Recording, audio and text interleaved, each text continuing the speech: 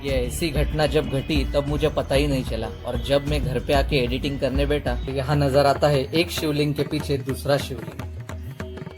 हाँ, मुझे आता है एक थ्रिलिंग एक्सपीरियंस। पता नहीं अभी ऐसा मेरे साथ क्यों हुआ, कैसे हुआ, पर इस हादसे के बाद थोड़ा डर लगने लगा था। तो अगर आपको मंडपेश्वर केव जाना है तो दहिसर और बोरिवली ये दो रेलवे स्टेशन सबसे नज़दीकी रेलवे स्टेशन है। अगर आप पैदल आना चाहते हो तो सबसे नज़दीक रेलवे स्टेशन है दहिसर।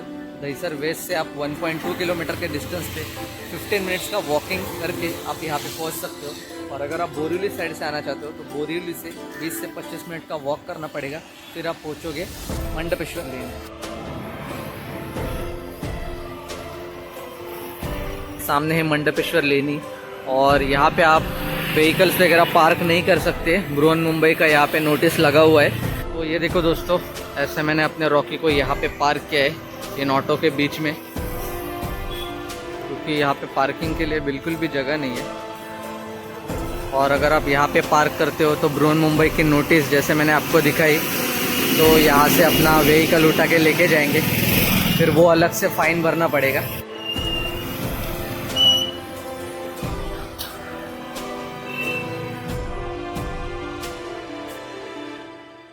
मंडपेश्वर गुफाएं भगवान शिव को समर्पित 8वीं शताब्दी का एक रॉक कट मंदिर है। मंडपेश्वर नाम संस्कृत शब्द मंडप ईश्वर से लिया गया है, जो मोटे तौर पर भगवान के चित्रों के हॉल के रूप में अनुवादन करता है। माना जाता है कि गुफाओं को लगभग 1500 से 1600 साल पहले बनाया गया था। लगभग उसी समय जोगेश्वरी गुफाएं, जो 520 से 550 सी के बीच बनाए गए थे। यह गुफा बौद्ध भिक्षुओं द्वारा बनाया गया था, और फिर उन्होंने पारसियों को पेंट करने के लिए किराए पर लिया था। इस गुफा ने समय के माध्यम से देखा है। विश्व युद्ध जब सैनिकों ने इसका इस्तेमाल किया था, सामान्य लोग रहते थे। प्रारंभिक पुर्तगाली इसे प्रार्थना के स्थान के रूप में इस्तेमाल करते थे। यह गुफाएं विभिन्न शासकों द्वारा आसपास के इलाकों में आक्रमणों की एक श्रृंखला के साक्षी थे, और हर बार गुफाओं का इस्तेमाल अलग अलग कारणों से किया जाता था।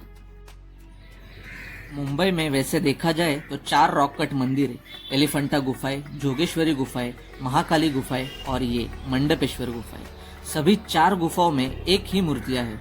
मंडपेश्वर की मूर्तियां देर से गुप्त साम्राज्य में शुरू हुई थी, या कुछ समय बाद शुरू हुई थी। और ऊपर जो आपको ये स्ट्रक्चर नजर आ रहा है ना, वहां पे लोग रहा करते थे।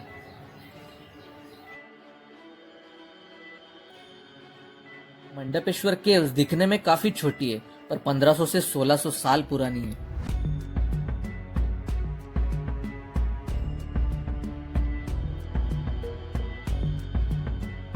और अब बस कुछ ही देर के बाद मैं अपना थ्रिलर एक्सपीरियंस आपके साथ शेयर करने वाला हूँ। ये ऐसी घटना जब घटी तब मुझे पता ही नहीं चला, और जब मैं घर पे आके एडिटिंग करने बैठा तब मुझे ये पता चला। तो अभी हम प्रवेश करते हैं लेनी के अंदर, और ये रही लेनी की लेफ्ट साइड। यहाँ पे अगर आप जाओगे तो आपको दिखेगा भव्य हॉल। जैसा कि मैंने बताया था, बौद्ध भिक्षुओं ने पारसी लोगों को देवी और देवताओं के चित्र बनाने के लिए कहा था, और इसी चित्र में हमें भगवान शिव नटराज जी के मूर्ति में दिखाई देते हैं। और इस मूर्ति के साथ साथ गणेश, ब्रह्मा और विष्णु के स्टैचूज भी दिखाई देते हैं।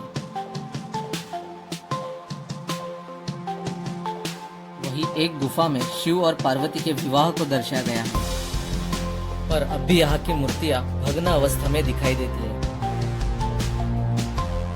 और भगवान शिव जी को जो दूध पानी चढ़ाया जाता है, वो सीधा इस नाली से होकर बाहर गुजरता है। अभी चलते हैं शिव जी का दर्शन करने।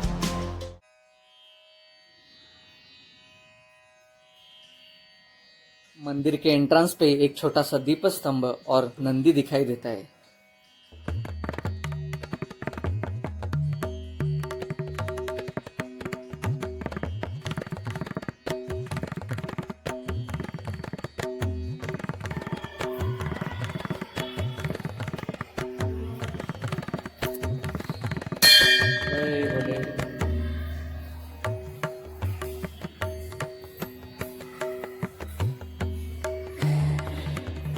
और यहाँ नजर आता है एक शिवलिंग के पीछे दूसरा शिवलिंग।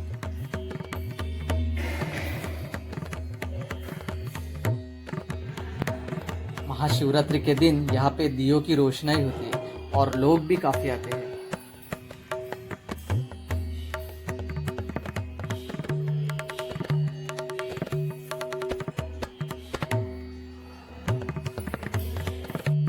और ये जो आपको सामने लिखा हुआ दिख रहा है, इसे कहते हैं शिलालेख, जो कि मराठा शासन के दौरान लिखा गया था और ये देवनागरी भाषा में लिखा गया था। और यहाँ मुझे आता है एक थ्रिलिंग एक्सपीरियंस। और ये जो आपको सामने हिलता हुआ फुटेज नजर आ रहा है, ये 25 सेकंड का है। लेनी के राइट साइड के रूम में जब मैंने प्रवेश किया तो वहां पे काफी अंधेरा था, कुछ दिखाई नहीं दे रहा था, इसलिए मैंने मेरा टॉर्च जलाया और रिकॉर्डिंग करना चालू किया। और मैं खुद देख रहा था कि रिकॉर्डिंग मेरा प्रॉपर से हो रहा है। 25 सेकंड का रिकॉर्डिंग करके मैं बाहर आया, तो बाद में मुझे लगा कि ये रिकॉर्डिंग थोड़ी फास्ट हो गई, तो इसलिए मैं अच्छे से रिकॉर्ड करता हूँ और थोड़ी बड़ी फुटेज लेता हूँ। तो उसके बाद में फिर से मैंने 52 सेकेंड्स की रिकॉर्डिंग की और इस बार भी मैं प्रॉपर रिकॉर्डिंग चेक कर रहा था। पर जब घर पे आके एडिटिंग करने बैठा तब देखा तो दोनों फुटेज वैसे ही हिलते हुए नजर आ रहे, दोनों में बिल्कुल भी कुछ डिफरेंस नहीं दिखा। हाँ, अगर एक बार होता था वैसे तो समझ सकता था कि मोबाइल का कोई इशू हुआ, पर दोनों बार ऐसा ही सेम हुआ, तो पता नहीं अभी ऐसा मेरे साथ क्यों हुआ, कैसे हुआ। पर इस हादसे के बाद थोड़ा डर लगने लगा था। और जैसे ही मैं लेनी के बाहर आता हूँ ना, तो वैसे ही ये 3 स्क्वेरल्स मुझे पत्थरों पे मस्ती करते हुए नजर आती है।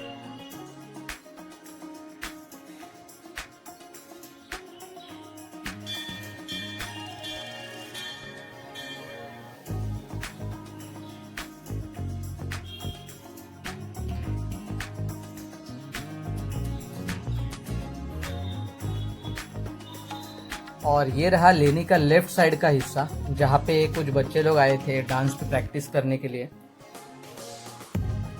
और उसी के बाजू में बिल्कुल एक छोटा सा कछुओं का पॉन्ड है, जिसमें 3 कछुए नजर आते हैं। इसमें से ये जो सामने ना बड़ा वाला कछुआ, उसको काफी भूख लगी थी, तो मेरे पास कुछ खाने का था तो इसको थोड़ा सा दे दिया। तो दोस्तों, अगर आप भी यहाँ पे आ रहे हो तो इन कछुओं के लिए, स्क्वेरल्स के लिए, पिजन्स के लिए साथ में थोड़ा सा कुछ तो खाना लेकर आना। और ये रही वो लेफ्ट साइड की गुफा जो मैंने आपको बताया था। ये दिखने में कुछ ऐसी दिखती है। और ये एक प्रकार का सभा मंडप ही था, मतलब यहाँ पे भिक्षु लोग प्रार्थना वगैरह करते थे।